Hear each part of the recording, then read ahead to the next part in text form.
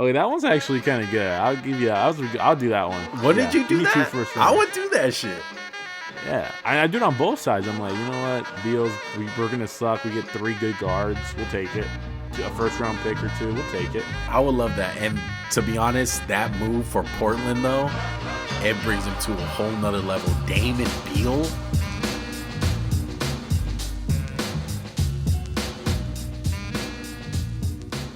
What's going on, everybody? It's your boy Juan from the Max and Juan cast. What's up, everybody? It's Max.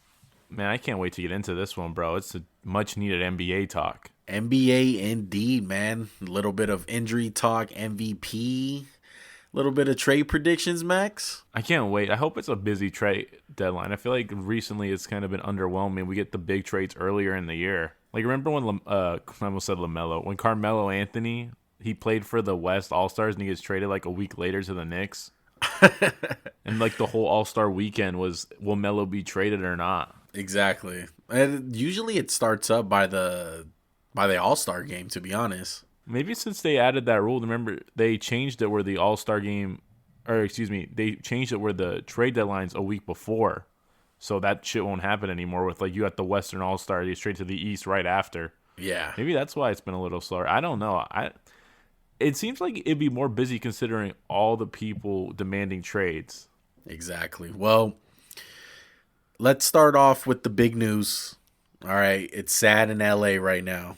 LeBron James out 3 to 4 weeks. I saw it live, bro, and I was hurt. I was like, oh shit, that looked bad. That one looked legit. And you're expecting LeBron to be superhuman and just bounce back up, and he really didn't.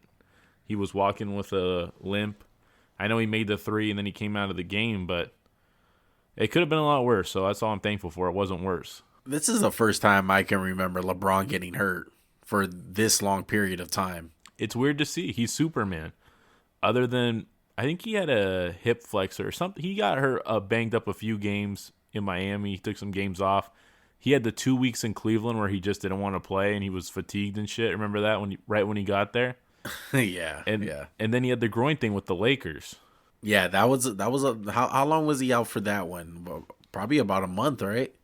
Month and a half, and I kind of seemed like he didn't rush back from that one. I'll just say that. Yeah, but this one is big, dude, because we already know Anthony Davis is out. And that brings up the question, is this going to speed up the timetable of AD's return? Do you think AD's very badly injured, or they're just being extra cautious because it's that Achilles tendon? I would say extra cautious because that's something that you just have to stay off of it. You can't play. This might be the worst case scenario because now AD might be rushed back. Because if I'm AD and the Lakers lose 5 in a row, they go from 3rd to like 5th in the seeding. I know this thing doesn't matter for the Lakers, but at some point he needs to get back out there anyway just to get his rhythm back, his timing, get back into shape. And maybe they rush him back a game or two too early, relapse, and then he's probably done for the year. That's worst case scenario. But they've been cautious with AD. He was supposed to miss a month. It's been, a month and a half now? They're going to reevaluate him in 2 weeks or 2 to 3 weeks. So it's been a while. He should be back pretty soon.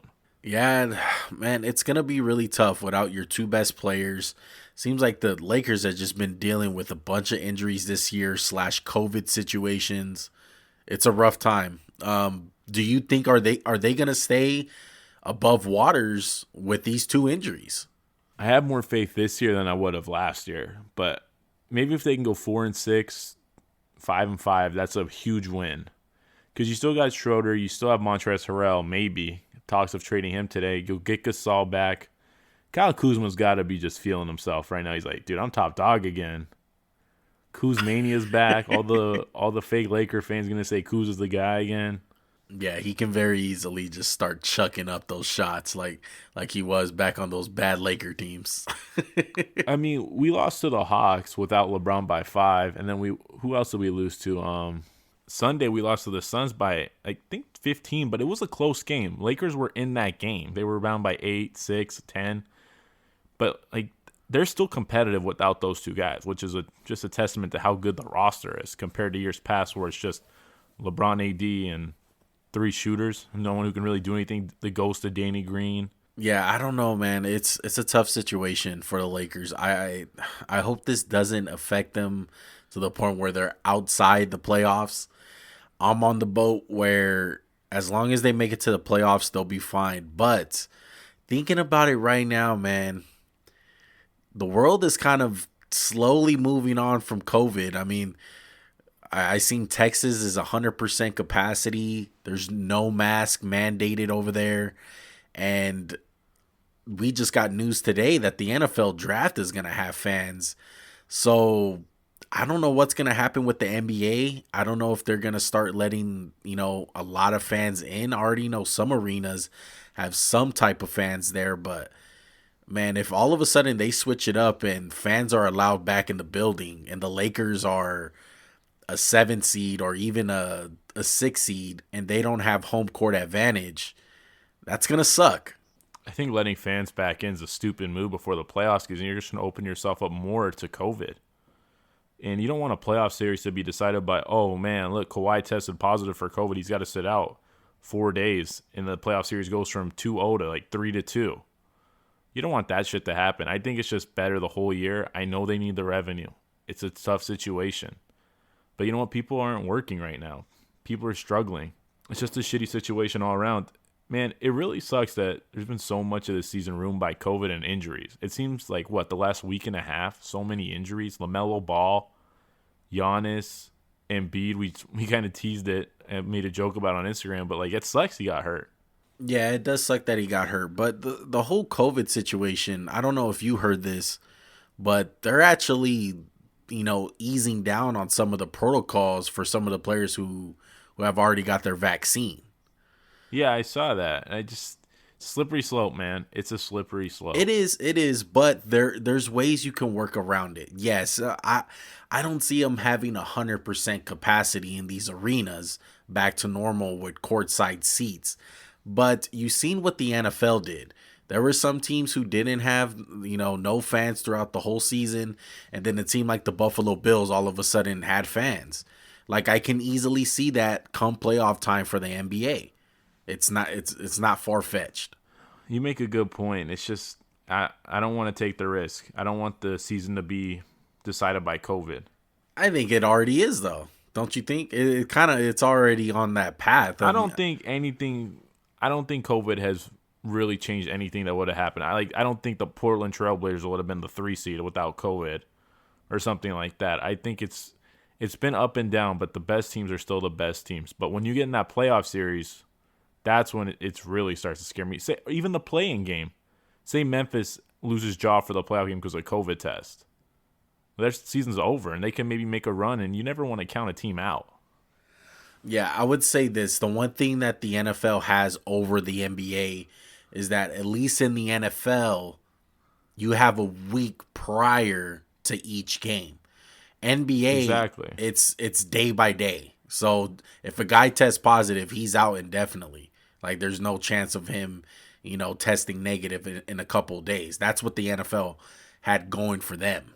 It's gonna be tough, bro. We're gonna see how it plays out. I hope there's no COVID test.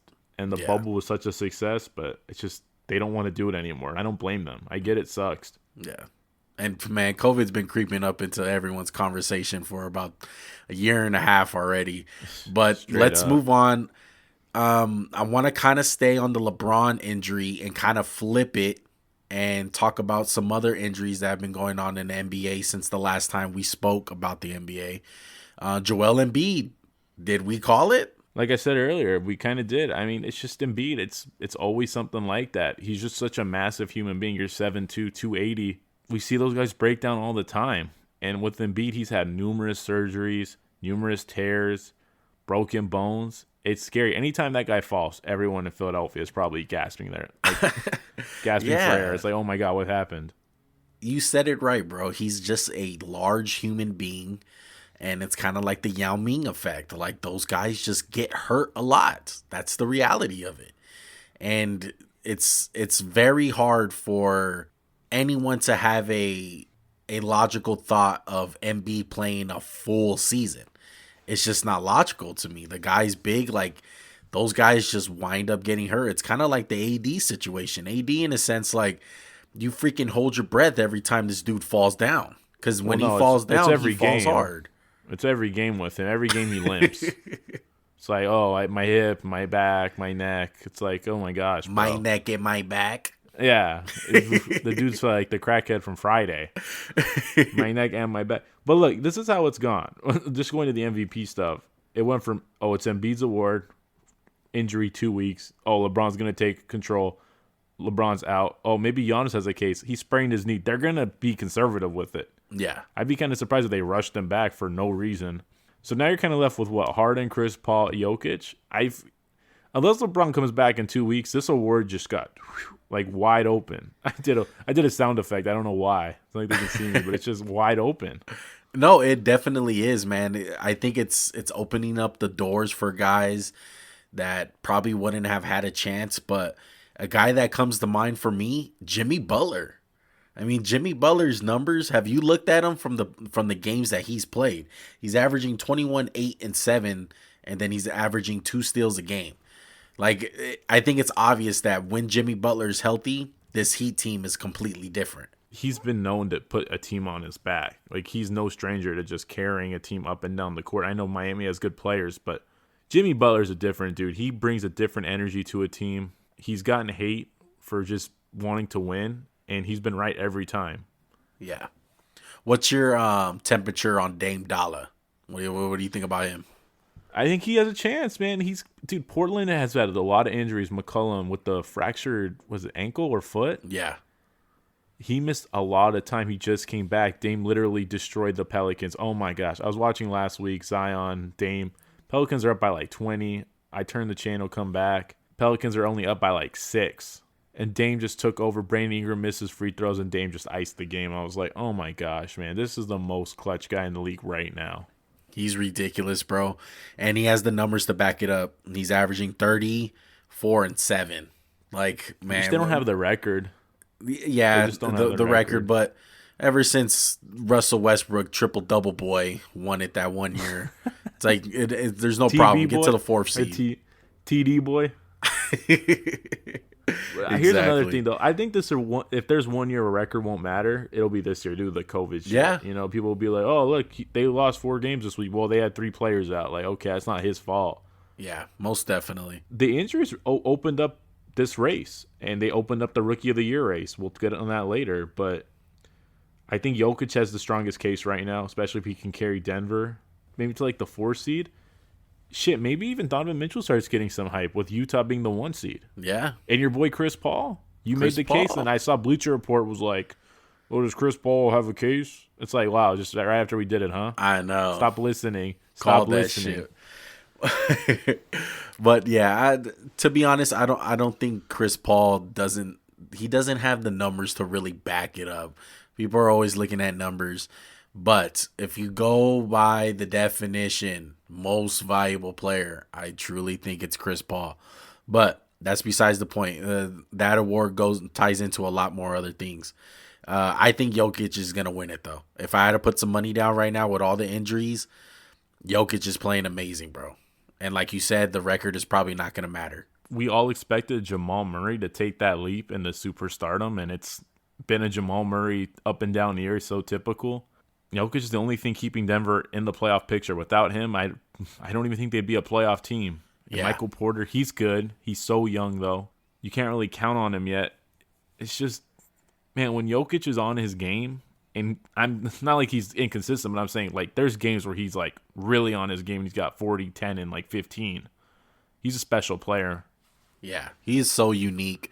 The one downfall about him is his defense. That's it. But he is so phenomenal on the offensive end. He's such a unique player. He's a playmaker. He can rebound the ball decently. And you know what he brings to the table as scoring-wise. He has the shot outside. He's real crafty in the low post. He has it all, bro. He's a phenomenal player. So you brought up Lamelo Ball. Lamelo Ball is out for the season with a wrist injury. Okay? A lot of people thought, for the most part, that he was going to win Rookie of the Year. Other people like Max, obviously like Halliburton. But this definitely opens the door for another rookie, regardless. So Number one, before we start getting into that, are the Hornets going to be affected by this at all? Do you think they could have made a late playoff push with I LaMelo? think they're already in the playoffs. I don't think they need him to make the push. This is the one thing it's going to do is Devontae Graham is going to show what kind of made him kind of like the Cinderella story of the NBA last year. LaMelo took the ball out of his hands. Devontae Graham needs the ball in his hands if he's going to do anything. He can score in bunches when he gets hot. I know he can't finish around the rim for shit. But when you looked at the Hornets team, they had a lot of good guards. They had Rozier, Malik Monk. He's been good this year. He's going to get more opportunities. LaMelo, Devontae, he's good. They had 4 good guards. I watched the Lakers versus the Hornets last week. They took him out of the game around 9 minutes, and I've been noticing that. And I've watched some Hornets games here and there. They take him out for the fourth quarter, like the last 9 minutes, and don't let him play. And part of that is because he's atrocious on defense. And yeah, he'll make a steal, he'll give a little effort. But if there's like a defensive mess up, it kind of starts with him. Yeah, I get what you're saying. My effort to watch the Hornets now is, way down just because they don't have LaMelo. I would love to see the Hornets in the playoffs and see LaMelo Ball. I think he's fun to watch. But like we said, that brings up the question, who's going to win the award now? Because it's not going to be LaMelo Ball. I would say Halliburton's in the running. Anthony Edwards is showing some signs of life. I know he had 43. Football player? The football boy had a great game. He's a good player. He's not a bust. I've seen some signs of life. He can't shoot for shit. He really can't shoot. But when he goes to the rim, he's a special player. He's so strong. He's so athletic. But look, he's a rookie. He has these games. He's up and down. Like, he had 40, but I think he took like 33 shots or something outrageous, which isn't good, but at least you're seeing signs. And I think Wiseman, he's out of the award. I liked him early on. I still like him a lot, but I think there's a big learning curve for him. I would expect a lot more next year. Yeah, I think it comes down to Halliburton and Anthony Edwards. And at the end of it, I think Anthony Edwards is going to win it. He's just more of a flashy player. He has the dunking ability, and he's putting up like 40-point games and shit. But the Wolves suck. Like, that's my whole thing. It's like that's what you take away. Yeah, like the Wolves suck, bro. It's just like, geez, who else is gonna score? It'll be funny when they get what's his name back, D'Lo. get another scorer, because that's what this team needs, right? I know, another scorer. I know, jeez. But yeah, LaMelo Ball out for the season. Sucks, man, because he was cool to watch. You know what else sucks? The Houston Rockets. Before tonight, right now, before we started recording, Max said, "Hey, the Rockets won, right?" And I was like, "Geez, about fucking time, bro." What was their losing streak? streak? Sound 20 happy. straight? 20 straight. That's some Cavs shit after LeBron left. What's the problem with the Rockets? Do they just suck, or what is it? Because I don't think their roster is horrible. No, their coach isn't great. He's a first-year coach. He's learning a lot. I honestly think James Harden just zapped this team's soul from the moment he stepped on the court and didn't want to be there. I know I'm blaming Harden. I know. One, they don't have a lot of talent. Oladipo, he's not that great anymore. He's good. John Wall's coming off an injury. Christian Wood was banged up for a lot of that stretch. Oladipo, he's okay, but they're starting guys like Kevin Porter, Ben McLemore, Kenya Martin Jr. Christian Wood was banged up for most of the 20-game losing streak. There's not a deep roster because they basically just had it all in like the PJ Tucker, Eric Gordon, he's not playing. This roster's not that good. To be honest, I kind of called this in our NBA predictions. Like, I didn't think they were gonna be that good. I didn't think Wall was gonna be something amazing. I kind of already knew in the whole. Hey, he had a triple-double tonight. First one since 16. God. Yeah, so he's 5 good. years. Great. But Jimmy Butler averaging 21, 8, and 7, and just because those are not 10s, he's a bad player. But that's besides the point. You're making my case. But yeah, I didn't really. It's nothing that wasn't expected, at least for my opinion. Everyone knew that James Harden was going to get traded and this team was going to suck. Okay. Christian Wood kind of pissed me off. Didn't piss me off, but kind of like, why would you say that? He was complaining that he should be playing more in crunch time. Like, yeah, I understand everyone's talking about you, you know what I mean? And they haven't won a game since you played and shit, but like, bro, you haven't done anything. All right? Like, you've had a couple good stretches. All right? Don't try to act like you're some great player and already like established. It just kind of pissed me off, man. To me, like, let's see some more consistency. You know what I mean? I've been watching them the whole year. The chemistry with this team's not that good. Part of it's because they've had so many moving pieces. Oladipo comes in, Wall can't play back-to-backs. Wood got banged up. The chemistry's just not there, and they all kind of get frustrated with each other, and that's what happens when you're on a shitty team. And the losses, like, pile up, especially 20 straight losses. That's pretty freaking bad. I haven't seen that losing streak in a while. Yeah. And the coach was so, like, he was demoralized, bro. Did you see his press conference? No, I didn't. What was this press conference? Literally, they were like, hey, how does it feel to, like, basically asking him, how does it feel to lose 20 in a row? And he just, like, paused. Like, it took him, like, a good 7 seconds to answer. He was like, bad. Like, it feels bad. I was like, bro, he's bet, like demoralized. His head was down the whole time. I felt sorry for him, bro. That's tough. But don't lose 20 in a row. How about that? Exactly. Well, it's not all on the coach. The roster's not good. No. All of it's on James Harden. No. Man, I feel bad for those strip clubs, bro, in Houston, just going through a rough time. That's the real. The money ain't there. I know. I mean, let's do this. Let's go on the flip side of a 20-game losing streak. I don't think there's been a team more on fire than the Hawks. Yeah, they've been super hot, man. They haven't lost a game since after the All-Star game. They've been absolutely killing it.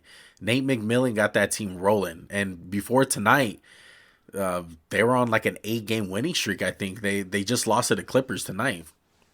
They were up like 24-2, and Kawhi was just like, yeah, I think it's time I become a cyborg. I'll take care of this shit. Don't worry. It's like Lloyd Pierce never left. No, they've been great. Trae Young, he's playing good. I like Capella on this team. Dude, the only guy I don't like on this team is someone I actually like, if that makes sense. I don't think John Collins is like meant for this team. Bro, we're going to get into that a little bit later, but I completely agree with you. One big thing that's missing from this team that a lot of people forget, and I know you're a big fan of him, DeAndre Hunter. Like, he got hurt in January, and I think he would have been a big help for this team. But regardless, bro, they're getting it together. I think the biggest part of it is just veteran leadership from Nate McMillan. That's who they needed. They needed a guy who doesn't take any shit and just a veteran presence. I mean, that's the best way to say it. I was going to say, it's Nate McMillan. He's not an amazing coach. He's not a bad coach, but he's steadying. He's had his ups and downs. He kind of he's got the answers. He's got some answers for the Hawks. It's like, oh, what do we do when we're on like a losing streak? It's like, hey, we're going to do this. We're going to make some adjustments. I mean, Lloyd Pierce was a train wreck. I hate to say it. And everyone was like, oh, you'll be sorry. It's like, dude, he sucked. He didn't coach that team good at all. There was a lot of talent on that team. And the team just didn't like him. It didn't take long for reports to say that Trae Young and John Collins just hated the dude. I mean, that's weird when those reports come out a lot. And it's not just one guy. It's like, if you beef with your star, I get it. You know, players beef. Phil Jackson beefed with Kobe. Shaq beefed with Pat Riley. But when, like, 3 guys, 4 guys, shit, even, and especially your 2 starters, like, shit's crazy. And, like, we're not saying anything like rocket science. There's been many reports John Collins might get traded. But this shit's been going on for 3 years. I think, 2 years maybe? Yeah.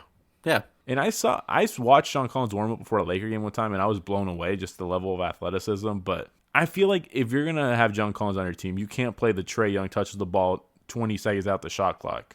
Yeah, it's just it's really crazy, bro. I heard a story about Trae Young that was mind blowing. Is that literally what Lloyd Pierce did during a meeting? He told everyone on the team, basically in front of everyone, he called out Trae Young and was like, hey, you got to start passing to your teammates. You got to start getting guys involved. You know, you got to do this, you got to do that. Trae Young took it literally, and he did not shoot the ball. Like, he literally passed the ball almost every time he touched it, just to, say, fuck you. Like, you want me to pass? Okay, I'll pass, kind of deal. And to me, it was just like, man, like that's toxic. That's toxic behavior right there. What are you, 10 years old? Like, come on. Like, seriously, what are you, 10? Figure this shit out. Like, I just don't think it was a good match. And what you said about DeAndre Hunter, he came back tonight. I don't know if you saw, he only played like 8 minutes or like 10-minute restriction. Yeah. Well, But if they get him back, even if they get 80% of DeAndre Hunter back, that's big for them. exactly. Yeah. DeAndre Hunter is big, bro. And they got some big tests coming up. They already played the Clippers tonight, which unfortunately they lost, like we said. But they got a couple of big tests coming up. They got to play the Suns and they got to play the Nuggets. So those are two good teams. So I want to do this transition since we are on the Hawks, but I want to go to a couple of our trade predictions. And this is in honor of the trade deadline coming up. So, we want to have some fun and have a little trade predictions here. We don't think these are going to happen, but these are trades that we personally thought of and would like to see happen. And we feel like makes sense for both teams. So my first trade is involving the Atlanta Hawks. And the first question you got to bring up before you're doing this trade is, what direction does this team want to go? Do you want to wait for the Trae Young and DeAndre Hunter era to come alive and be like, you know what, like we're good this year. We caught fire. We like Nate McMillan. Let's just roll with the crew, because John Collins is on a 1-year deal. But if you want to go all in this year and you feel like you got something, okay, DeAndre Hunter comes back, like Max said, and, he gets healthy and he starts going on a roll. And there's a guy that we brought up, John Collins, who me and Max feel like doesn't really fit all that much. I got a trade, man, to take him to the next level. So this shit better not be for Bradley Beal. It is definitely for Bradley Beal. I hate you. I hate you. That's not happening. Look, I would love to see this happen. It would be crazy for Bradley Beal to be on the Hawks, but the Hawks will be giving up Danilo Gallinari, your boy Cam Reddish, and John Collins for Bradley Beal. Can I at least get like a first round pick too? Yeah. You can throw in a first round pick. Would you do that trade if you're Atlanta? Yeah, I wouldn't do it if I was Washington though. Really? Yeah. I get Washington's roster sucks and like they need some good players. I don't think Reddish is good. Danilo's old. Who's the other one he threw in there? Collins? He's good. That's the only good one I kind of like. But I'm not a big fan of the Russ-John Collins connection. But maybe Russ on a bad team's all like he needs to like reinvent himself.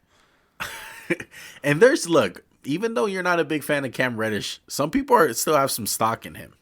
Are those the same people who still think he's going to be the next Paul George? Exactly. Please.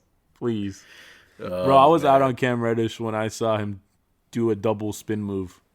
And it he threw the ball off like the top of the backboard. Yeah. And my friend Pat calls me and goes, give me like 2 years he's in the D League. Or G League, excuse me. I was like, that's a little overreaction. Oh, man. Well, I got one more. Bradley Beal one. Okay, let me get it over with. Because I know you don't think that Bradley Beal is going to get traded. But this one's involving Portland. Okay? Favorite Trailblazers. What the heck? Yeah, Trailblazers, bro. Can I guess it?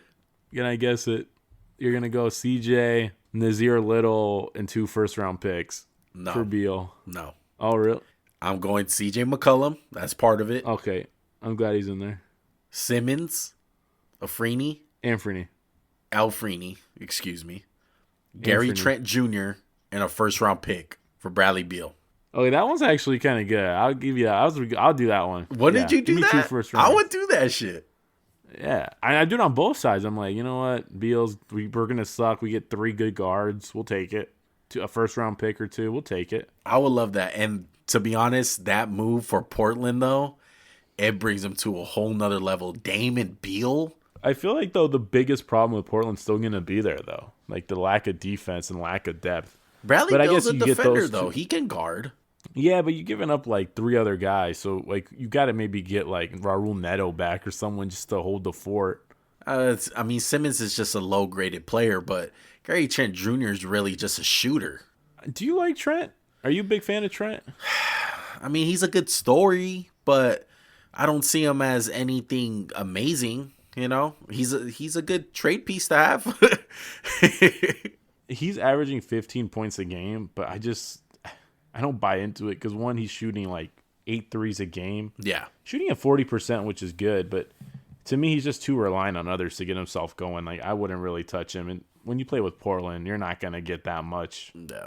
Like, you get so many offensive opportunities. It's not that worth it. Exactly. Like, I see games where he's like 4 for 8, 6 for 8. Then I see games where he's like 0 for 10. I get that's part of being a shooter. Yeah. And you wouldn't expect to see that from a guy who shoots like 40% from 3. Yeah. Like damn near 40%. But I like that one more than the first one. Yeah. I have a John Collins trade true. Would you do that without the first round pick? No, you gotta give me a pick. You gotta give a pick, yeah. Same here. Just I was so thinking a team has to throw in a pick when you're trading for Beal. Can I give my John Collins trade? Yeah, does I want to hear this. Bradley Beal was not in my trades. I'm gonna trade Bradley Beal. I'm gonna trade John Collins to the Mavs. So the Mavs are gonna get John Collins and Tony Snell for Finney Smith, Maxi Kleber, Josh Green, and 2 first-round picks. I don't feel like that's enough. Well, dude, what else do you want? He's John Collins. He's not Anthony Davis. You're getting 2 good players, 2 first-round picks, and basically a rookie. What more do you want? Yeah, and plus John Collins is on a 1-year deal. Yeah, he's a restricted free agent, so he's gonna have to get paid. I like Luka and Collins more than I like Trae Young and Collins. Man, and if KP gets it together, fuck. Yeah, that'd be nice. Yeah, it might be nice. And KB can stretch the 4 for Collins. He doesn't have to play next to Clint Capella, who's just, Lob City Capella. Yeah. No, I like that one. I like it. The Mavs need to make some type of deal. They really do. They've been coming on lately with Luka getting more in shape, but they still are one piece away. Go ahead. I was trying to find some trade candidates for them, and it was just hard, man, because a lot of players on their team are just making way too much money. Particular KP. Like, KP with that contract, dude, he is making so much money. The only good thing is they have some expiring contracts. Like Hardaway, James Johnson are both expiring, so they could flip those for some assets. Yeah. Yeah. And look, this is the second. I have 3, but low-key I might add one, and I'm pissed off you took CJ McCollum because I've been trying to trade him for like 6 years. All right, let's hear another one. I sent CJ to the Magic. I sent CJ in a first-round pick to the Magic for Aaron Gordon, Al-Farouq Aminu, and Mo Bamba. Man, Mo Bamba needs a different scenery, bro. Yeah, bro. It's not gonna be there, bro. It ain't there. You get Aminu back. You get Aaron Gordon. They've been kind of having their eye on him. I've been hearing. I was like, that man makes sense. I don't think they'll feel like that's enough for CJ McCollum though. I think they think really highly of him. Like Dame will be pissed off. Like Dame loves the relationship he has with CJ McCollum. And to him, he's like, all right, well, who we getting? Look, do you like this lineup of Dame, CJ, Gary Trent Jr., Robert Covington, Cantor, or do you like the lineup of Dame, Gary Trent Jr., Covington, Aaron Gordon, Cantor? You're a little bit bigger, but you're much better on defense. You can let Trent just space the court. Aaron Gordon offers you some shot making production, excuse me. He can kind of get himself going. Granted, you're going to lose some scoring, but you get a lot more defense and you get some more depth. Yeah, I get what you're saying. And Orlando gets a guy who can shoot, which they haven't had one of those other than Terrence Ross in a long time. No, it makes sense. It makes sense for them, but to me, I feel like, Dame is going to have a big say on what they get for CJ McCollum. And to me, he'll probably void something and be like, no, like we're not gonna trade CJ McCollum for Aaron Gordon and a couple guys. Like we need more. But it makes sense. It makes sense. I just don't think it'll make sense for Dame. Because Dame is, that's his boy. I get the relationship would suck, but like at some point you gotta realize this shit ain't working. We gotta try something new. Maybe we gotta take a step back to take a couple steps forward. Yeah. And I just added this one. What if you're the Hawks and Magic? You trade John Collins for Aaron Gordon straight up. That's interesting. I would do that in a heartbeat if I was Atlanta. Me too. I would do that too. I feel like both guys need a fresh scene. Yeah. Because John Collins turned down a couple of deals by Atlanta. Yeah. Like I don't expect how. I know someone's probably going to overpay him, But it's still like, dude, they gave you a lot of money. I don't know how much more money you need. And low key, bro, I don't think you're gonna like this last one. This one's based off a real report. The Lakers are gonna trade Trez and a second round pick, and they're gonna get Devontae Graham and PJ Washington. I would love that. I would low key do that in a heartbeat. Are you serious? Yeah. Are you kidding me? You like that one? I'm not kidding you.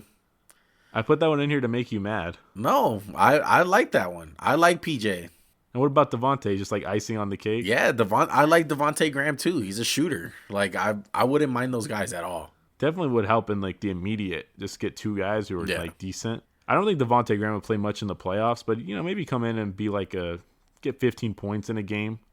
It's gonna reminds me of when the Lakers, who'd they trade to get Adam Morrison and Shannon Brown, and then everyone got excited for Morrison, but like Shannon Brown ended up being the good player. Yeah. Remember who'd they trade? Who was that? I think it was Mo Evans. No. No, you're on drugs. Mo Evans was long gone.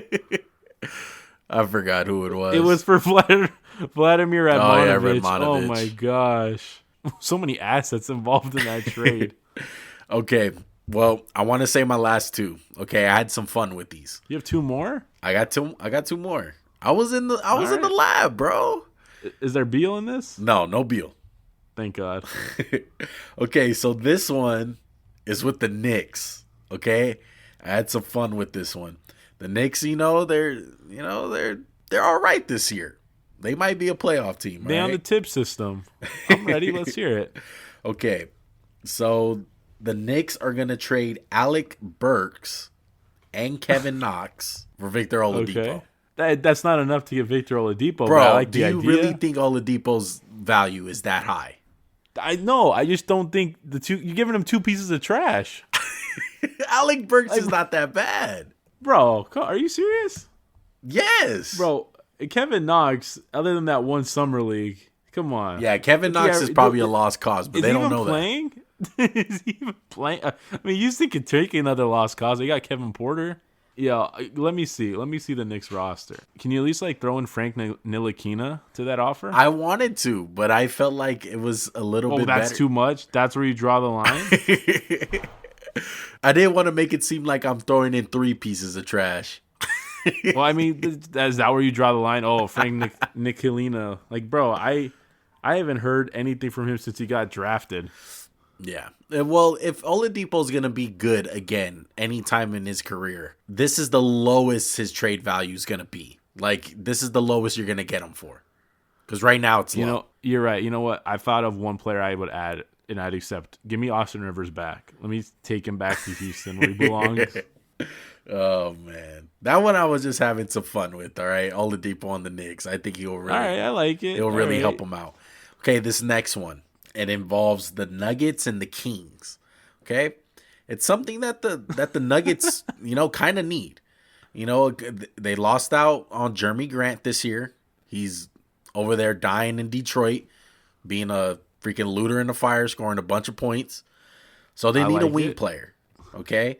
The Nuggets are trading Gary Harris, who's a freaking lost cause, who's literally a defensive point guard, and his offensive game has fell off the face of the planet.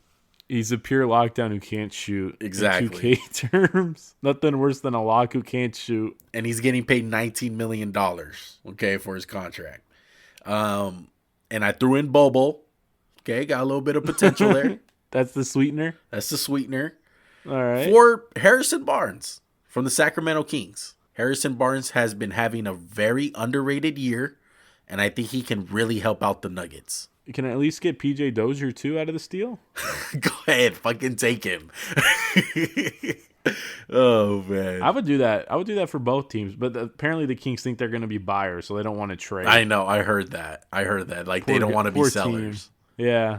Let me dash your hopes, Kings fans. It ain't this year. It ain't next year. It's not the year after that. But look, the Nuggets need to find a way to improve. Because I feel like during this trade deadline, they need to be aggressive. They got a couple pieces. I was trying so hard to find a couple of trades that involved Michael Porter Jr.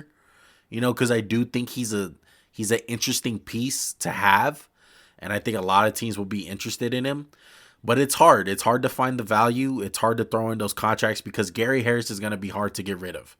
Gary Harris is making a lot of money, and he's not that good.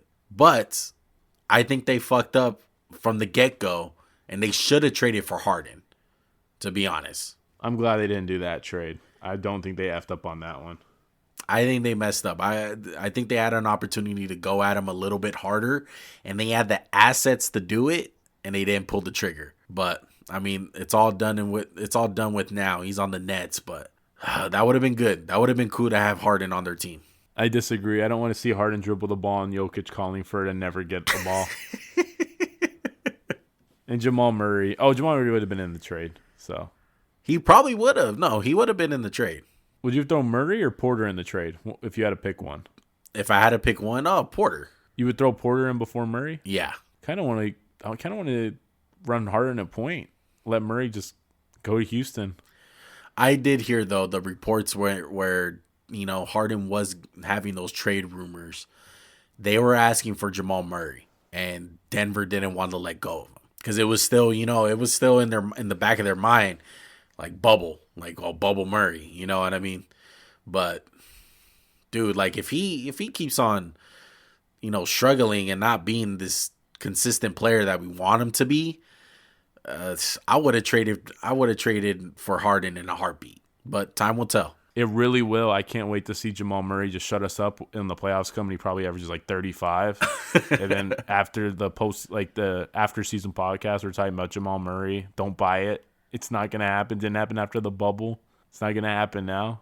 This has been a crazy week of the NBA of just injuries and news. And hopefully Thursday we have some stuff to talk about. We're going to try to do a Thursday pod, right, Juan? Hopefully, man. Hopefully there's some big trades out there. Hopefully we're not talking about freaking Kevin Knox getting traded.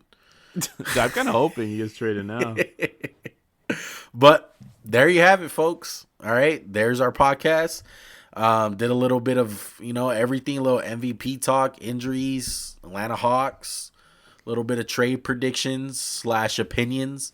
I had a lot of fun with this one, and I know Max did too.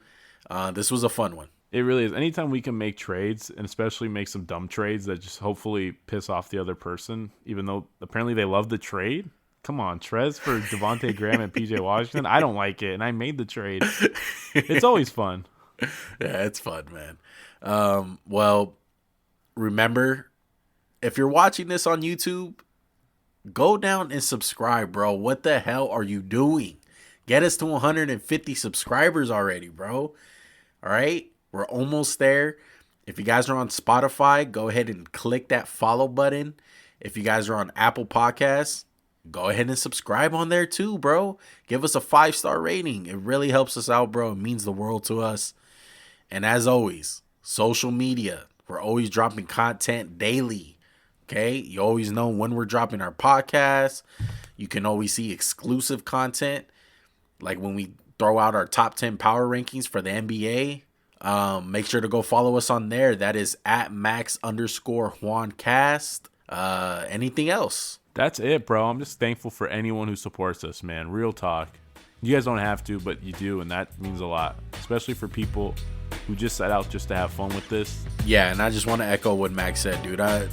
We appreciate you guys. We love you guys. It means the world to us just by you guys listening to our podcast, man. We're really grateful. All right. But for now, I'm going to be heading out. I'm out too. Peace. Peace.